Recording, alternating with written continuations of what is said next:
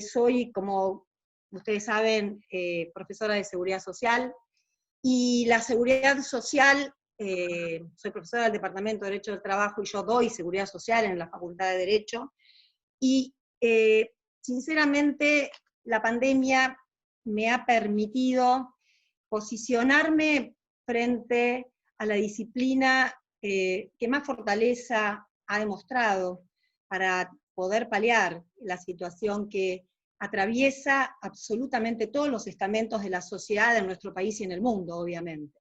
Porque las medidas que se implementan son medidas de seguridad social. Son medidas que son de seguridad social, pero que para poder ser llevadas adelante del modo que están siendo llevadas adelante, están siendo ejecutadas con decisión política, y la decisión política central es la de ejercer la distribución de la riqueza.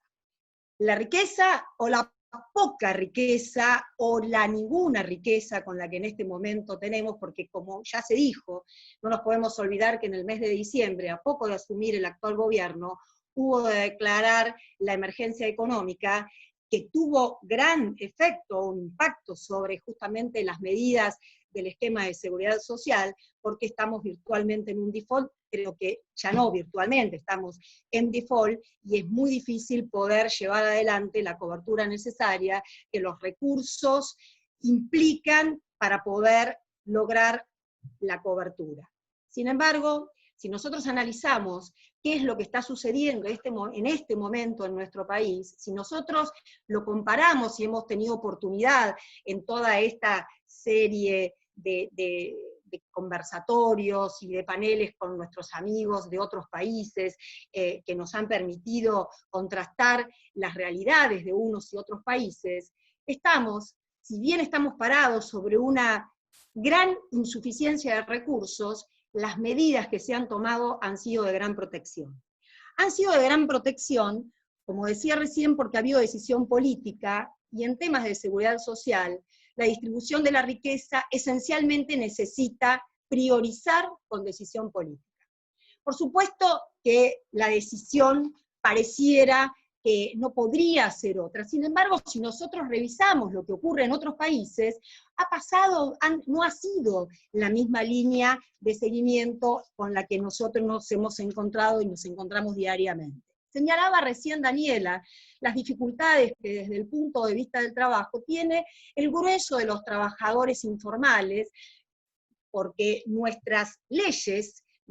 protectorias protegen, a diferencia de lo que la manda constitucional y los tratados internacionales plantean, la protección del trabajo en todas sus formas. El trabajo informal, entre el que nosotros muchas veces tenemos que contabilizar, no específicamente al trabajo informal, sino al autotrabajo, como también he escuchado últimamente plantearlo, o al trabajo autónomo por cuenta propia, los pequeños contribuyentes, son aquellos que, sin lugar a dudas, ha tenido que la seguridad social lograr medidas para poder generar el salvataje necesario para que no caigan en la pobreza y en la indigencia absoluta, más allá de los que ya contabilizábamos al mes de diciembre, cuando los números de la Universidad Católica Argentina determinaban que teníamos 40.8 de pobreza en nuestro país. Creo que las mediciones que no se han hecho públicas superan el 50%. Esto es una catástrofe frente a las necesidades que se hacen prioritarias para cuidar la salud de todos y todas, que es lo que en la pandemia debe ser priorizado. Y debe ser priorizado, y es la seguridad social dentro de uno de sus subsistemas, y haciendo gala de sus principios rectores, que cuando en clase los estudiamos, cuando en clase los mostramos, no tomamos, o mejor dicho, en la presentación no se toma la verdadera dimensión de la implicancia que tiene.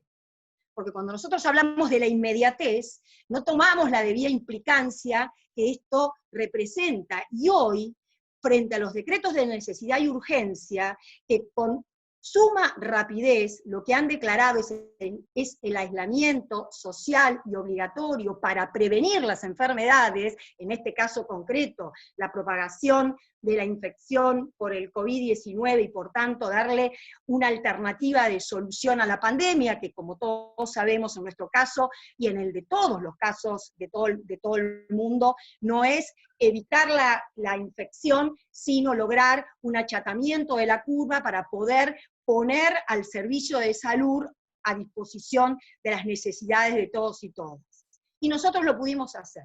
Pero es importante que nosotros nos demos cuenta por qué lo podemos hacer. Porque nosotros contamos con un servicio de salud que forma parte de la seguridad social, que tiene la fortaleza que le dio Carrillo cuando lo creó,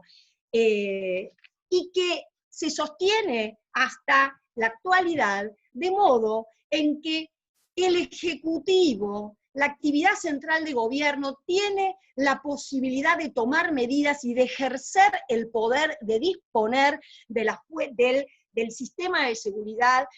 como lo ha hecho el Ejecutivo, con un grupo asesor que marca las directrices necesarias para llevar adelante, pero con la posibilidad de hacerlo. Revisaba unos artículos de un diario donde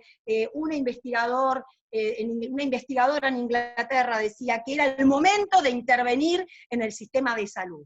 Pues nosotros tenemos un sistema de salud intervenido donde aún el sistema privado, desde el año 2012, cuando se dictó la ley de empresas de medicina prepaga, lo sometió al Contralor del Estado, y esto es lo que hoy permite que el sistema, aún el sistema privado de salud, deba responder a los parámetros centrales de efectividad, de la inmediatez que necesita el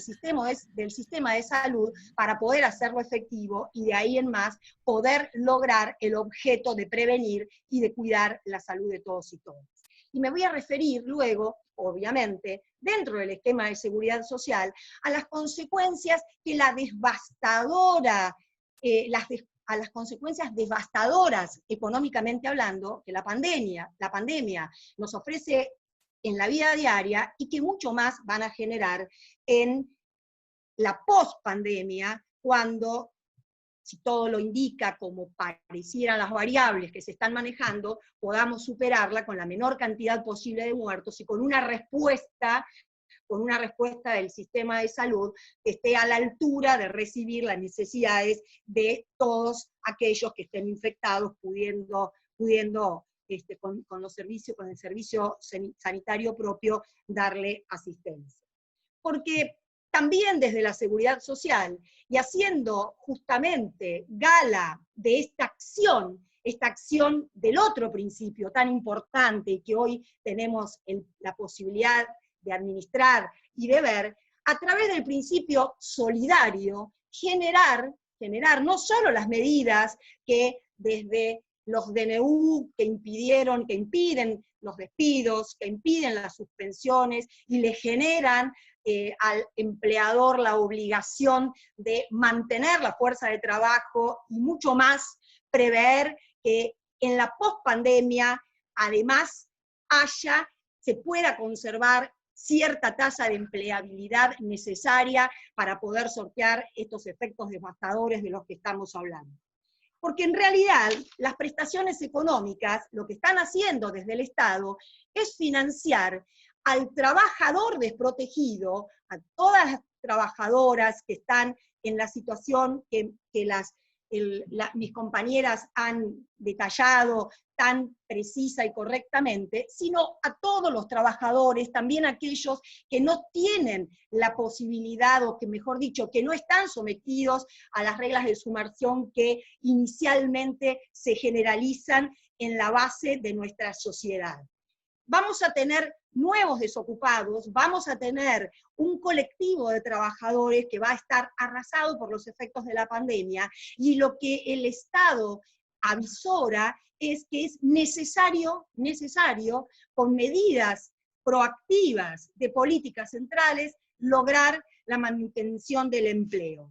Y las medidas que se han tomado justamente han sido financiar en algún modo a las empresas, alivianando hasta el 95% de las contribuciones patronales y el 50% de los salarios, pagando, asistiendo a las empleadoras sin tener y empleadores sin tener ningún tipo de restricción respecto de su tamaño al pago de los salarios, con un mínimo de un salario mínimo vital y móvil y un máximo de 2 salarios mínimos vitales y móviles, para poder justamente con este objetivo sostener, mientras se inhibe el despido y se inhibe la suspensión, la manutención de la fuerza de trabajo, y para el resto de los trabajadores, los subsidios que para los que son trabajadores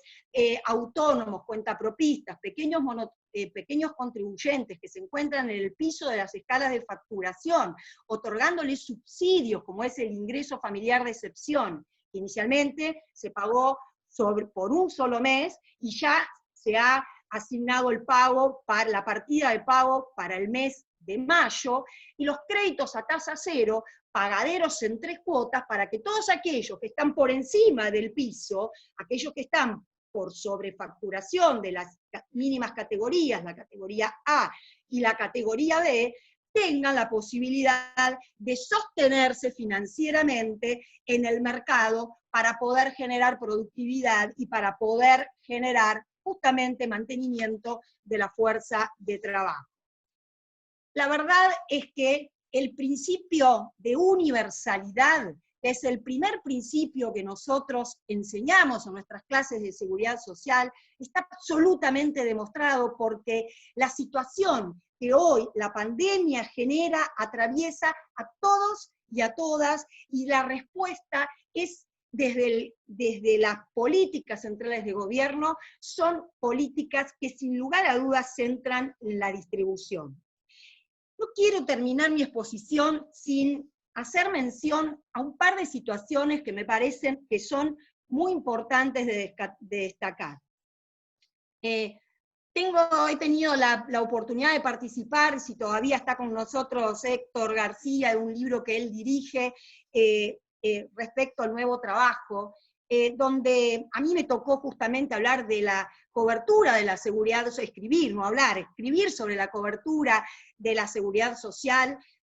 para los trabajadores de plataformas. Fíjense ustedes cómo el paradigma, cómo la pandemia, cómo la crisis ha tergiversado las variables y modifican los paradigmas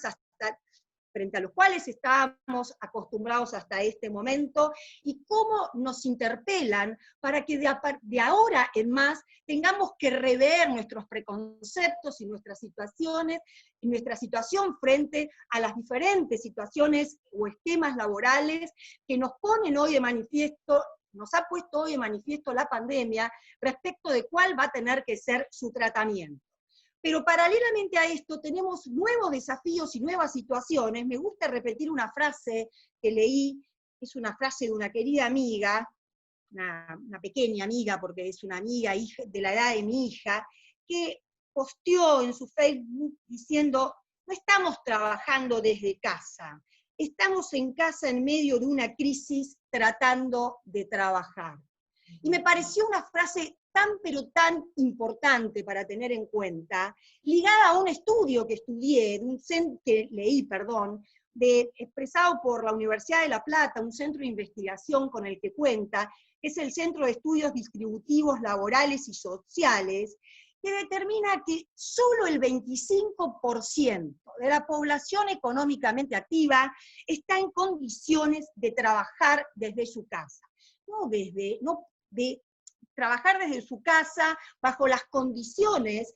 de real proyección laboral y no tratando de trabajar. Porque la trazabilidad justamente de las diferencias económicas y sociales nos ponen en una situación en la que verdaderamente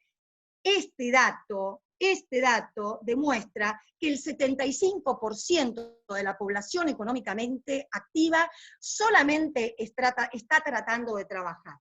Para no excederme del tiempo y poder concluir, hay una frase